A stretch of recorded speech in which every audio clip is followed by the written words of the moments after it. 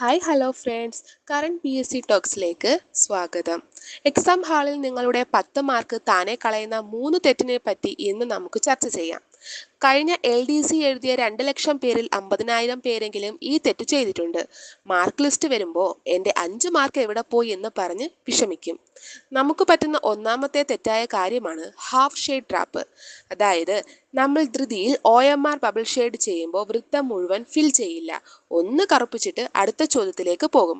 ഇത് പ്രധാനമായും സംഭവിക്കുന്നത് ആർക്കാണ്? നമ്മുടെ PSCയിലേക്ക് പുതുതായിട്ട് വരുന്ന കുട്ടികളായിരിക്കും. അപ്പോൾ PSCയുടെ OMR ഫുൾ ഫില്ല് ചെയ്തിട്ടില്ലെങ്കിൽ അത് ചെക്ക് ചെയ്യുമ്പോൾ വിട്ടുകളെ.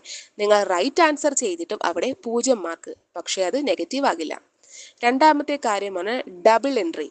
സംശയമുള്ള ചോദ്യം ആദ്യം C, അത് കറുപ്പിച്ച് പിന്നെ തോന്നി A ആണെന്ന്. C കറുപ്പിച്ചു വെച്ചിട്ടും A കൂടി കറുപ്പിക്കുന്നു.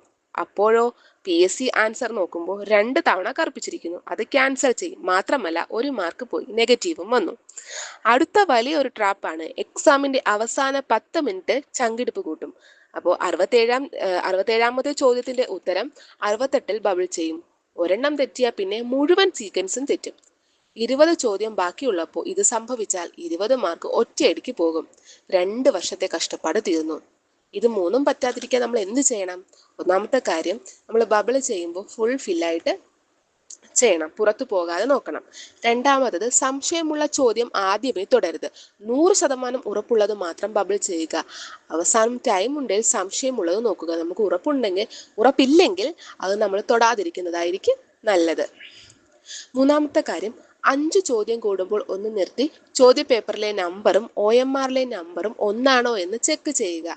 5, 10, 15 ഇങ്ങനെ ചെക്ക് ചെയ്താൽ സീക്വൻസ് തെറ്റില്ല. അപ്പോൾ ഇങ്ങനെയൊക്കെ ഒന്ന് ചെയ്തു നോക്കൂ.